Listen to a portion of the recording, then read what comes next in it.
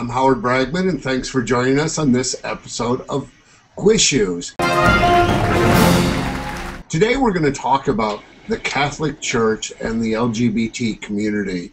We have a new Pope, and I have some really insightful guests today.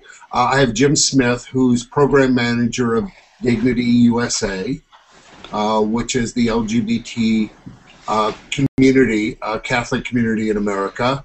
I have Mike Borowski, who is a gay activist in Cincinnati, Ohio. And I have Brent Childers, who's Executive Director of Faith in America. Gentlemen, thanks for joining me. And Mike, I've been reading that they're thinking the new Pope may even be more conservative than the current Pope. Do you think there's a chance of that happening?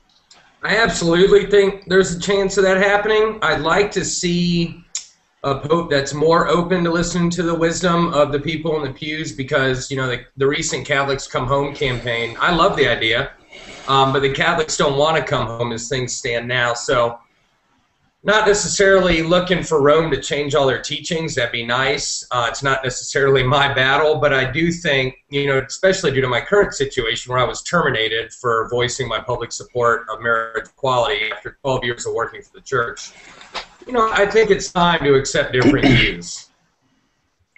Jim Smith, what's it going to take for the church to change? I think they're losing a lot of mainstream members now. Young people certainly aren't as interested. Their values don't align. And if you look at the recent presidential elections, they didn't vote the quote-unquote Catholic way, if you will.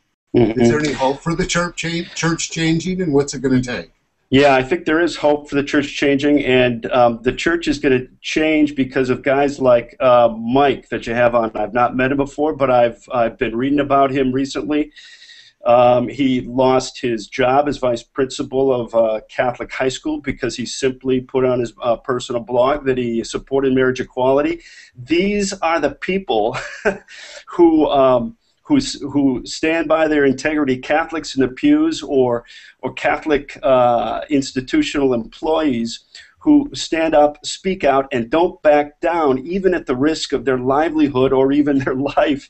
And so it's guys like Mike who are the hope for the church. I organized Catholics in Minnesota to defeat the marriage amendment this past fall, and I was in countless living rooms and in backyards. Catholics from parishes all across St. Paul and Minneapolis and Minnesota were gathering. They were pissed. They were passionate to defeat this anti-marriage amendment.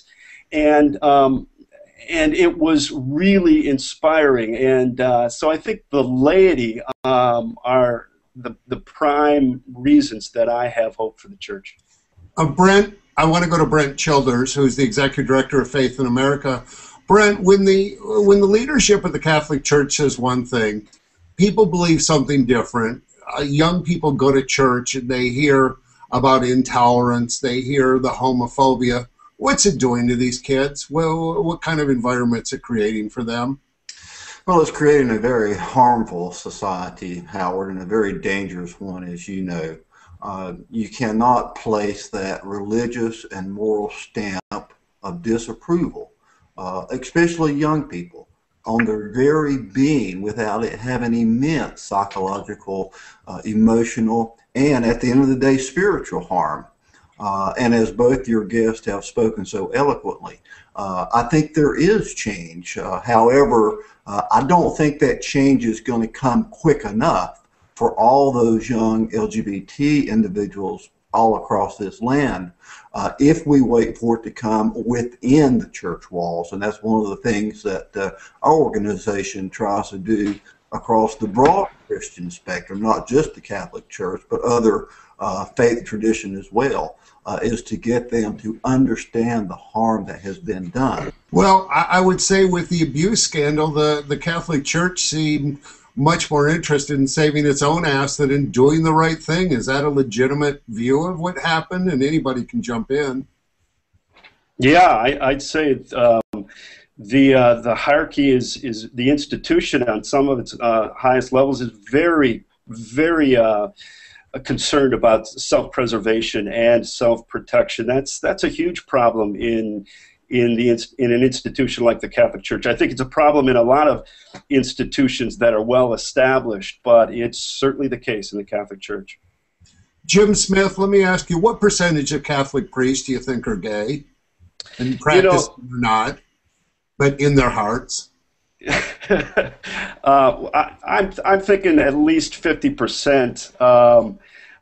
Might be gay. It might be diminishing a little bit, but anywhere between 40 and 60%. That would be my guess, and it's based on some studies. There haven't been any particularly perfectly thorough studies, but that's sort of the percentage that's been thrown out there. What do we? Anyone could jump in. How do we rate Pope Benedict in his reign, if you will, for our community? Well, regarding LGBT community and his straight person who's been a vocal activist in favor of marriage equality since I was a teenager, really my banner is just human rights, period. And I think human rights need to apply to everybody. Gay, straight, white, black, it doesn't really matter to me as long as people are allowed to be the best version of themselves possible. But as far as Pope Benedict's rating, I don't think I'd rate him extremely high regarding the LGBT community whatsoever. Another issue though to me, and I'm not trying to take away from this conversation at hand at all. The priest scandal is I've been on a lot of interviews since my situation kind of unraveled 3 weeks ago, and people they want to talk about the priest scandals. And while it certainly seems hypocritical to me that these priest scandals occurred, there's a big sense of self-preservation. I get that. To me, there's another issue going on here, because the priest scandal is a real easy thing to jump to because it's so huge. And then here's a straight guy who's dedicated his life to working with the homeless and rehabbing buildings for affordable housing, who gets fired for saying he thinks gay people should be allowed to be married. One of my issues is what about the Catholic educators, the thousands of educators around the country operating underneath their regional archdioceses or in Catholic hospitals and universities that come out in support of the death penalty or war, which both directly contradict the teachings from Rome, and there hasn't been a case where they've been. Yeah, amen. I think Brent would talk about this, because when people use the Bible, they certainly use it selectively, and this is an example of this, right, Brent? Oh, absolutely. And that's, as I said, we can look at those histories in the past where, the term that we coined, the term that we work with, religion-based bigotry, has been used many times in the past. One example, the first president of the South Carolina denomination, Southern Baptist, in 1822, there was a supposedly rebellion by a slave. 40 individuals were hanged, and the head of that Southern Baptist denomination at the time was asked if he would give a day of Thanksgiving, and when he did, he cited the Bible as justification for slavery. And we all know the times in the past how the Bible has been selectively used to paint women as somehow inferior. So, we know how that has happened in our past, and it's not a big jump for those people out there in the pews to understand how religious teaching has been misused, and they can see how it's being misused today. I want to give each of you one chance for a final word. We'll start with Mike. If you can give a message to the next Pope, what would you tell him?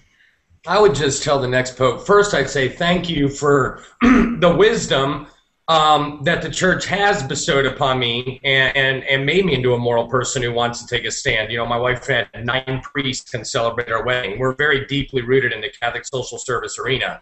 I would say thank you for the wisdom, but I think it's time to be open to the wisdom of the people of God as well, the people that you supposedly want to come home.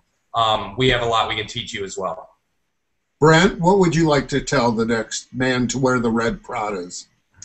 Well, not only him, but a lot of other religious leaders, Howard. I would say that when you think about the younger generation, I believe that the church as a whole is on the verge of losing its moral authority, because you cannot say that you love and at the same time marginalize and cause harm to individuals.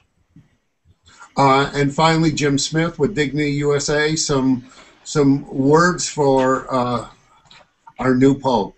Well, I'd echo Mike and Bruce's words, and I'd add to the new Pope. There's a good chance he might be gay. I'd say, why don't you join a Dignity community? We do some great stuff. And even if you're not gay, join us. We'll accept you because we're GLBT and we're straight and we're authentic faith communities. We live our Catholicism really well, we think. And come on and say Mass a few times and in fact be a paying member. I don't know if that'll work, but I'd do it.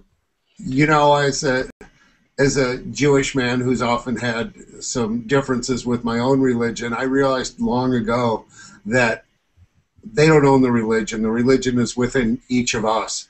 And you gentlemen are all great examples of owning your religion, owning your morality, and I think you're really, really inspirational. And I thank you for your insight today. Thanks, guys. Thank you. Thanks for having us, Howard.